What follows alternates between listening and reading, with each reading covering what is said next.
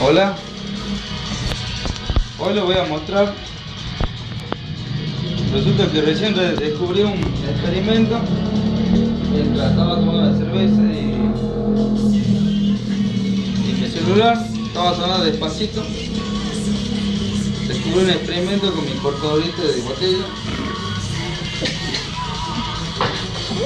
Descubrí un experimento, está muy bueno. Primero. Es muy fácil.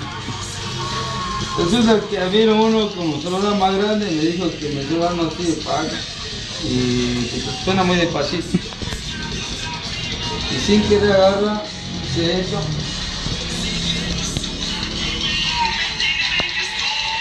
¿Qué pasó?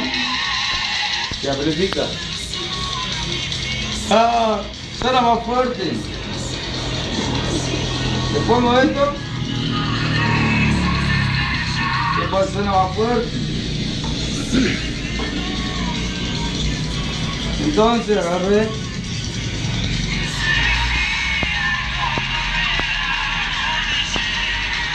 ¡Voilá!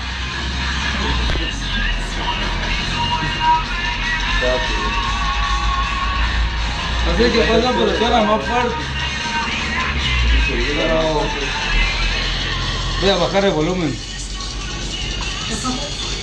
Nada se compara con esta botella, no sé qué tiene esta botella con boquita más ancha.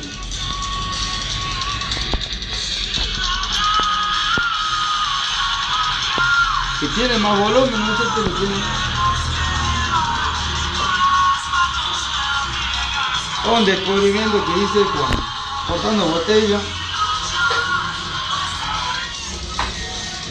Es un experimento que hice cortando botella, disculpen el volumen.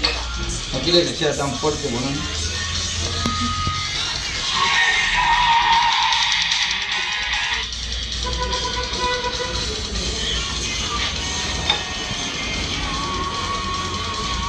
Esta botella no se imaginan lo que suena.